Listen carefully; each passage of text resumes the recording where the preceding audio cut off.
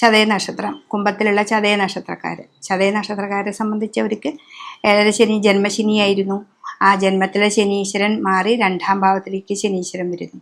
ഈ 2ലെ ശനി വ്യാഴത്തിന്റെ ക്ഷേത്രത്തിലായതുകൊണ്ട് ധനപരമായ കാര്യങ്ങൾക്കല്ല അവിടെ പ്രശ്നം, നമ്മുടെ വാക്കുകൾക്ക് അഹങ്കാരം വരുന്ന പറയുന്നത്. അപ്പോൾ നമ്മൾക്ക് ഏഴര ശനിയിൽ 12ൽ കുറേ കഷ്ടതകൾ ഉണ്ടായി. പക്ഷെ ജന്മത്തിൽ വന്നപ്പോൾ നമുക്ക് ആ കഷ്ടനഷ്ടങ്ങൾക്കൊക്കെ ഒരു കുറവ് വന്നു. അപ്പം 2ലേക്ക് പോകുമ്പോഴും നമുക്ക് ഒരു അഹങ്കാരം വരികയാണ്. അവിടെ എന്തും എനിക്ക് ചെയ്യാൻ പറ്റും, എന്ത് കാര്യം എന്നെക്കൊണ്ട് നടക്കും എന്നുള്ള ആ അഹങ്കാരമൊക്കെ ഒന്ന് മാറ്റി വെച്ച് നമുക്ക് മുന്നോട്ട് പോവുകയാണെങ്കിൽ ഏറ്റവും നല്ലൊരു സമയം തന്നെയാണ്. ഏഴര ശനിയാണെങ്കിൽ 2ലെ ശനീശ്വരൻ നല്ലതാണ് നമുക്ക്. പിന്നെ അതേപോലെ തന്നെ വ്യാഴം ഏറ്റവും നല്ലതാണ്.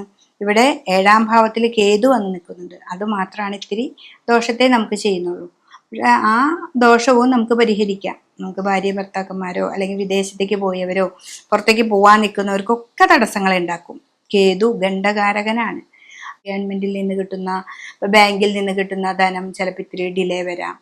ഇതൊക്കെ ഒന്നും നമുക്ക് നമ്മുടെ അഹങ്കാരമൊക്കെ ഒന്ന് കുറച്ച് ബാങ്കുമായിട്ട് പതുക്കെ പോയി ഡീൽ ചെയ്ത് സംസാരങ്ങളൊക്കെ വളരെ ശ്രദ്ധിച്ച് ചെയ്താണെങ്കിൽ നമുക്ക് ഏറ്റവും നന്നായിട്ട് പോകാനായിട്ട് ചതയ നക്ഷത്രക്കാർക്ക് സാധിക്കും. അപ്പോൾ ഏറ്റവും നല്ല സമയം തന്നെയാണ്. പക്ഷേ ഏഴര ശനിയാണ്, അലസത ഉണ്ടാക്കും, മടി ഉണ്ടാക്കും, രോഗങ്ങളെ ഉണ്ടാക്കും. ഇതൊക്കെ മറികടന്ന് ഇപ്പോൾ അലസത വരുമ്പോൾ നമുക്ക് ഇന്ന് ലീവ് എടുക്കാം എന്ന് തോന്നിക്കരുത്.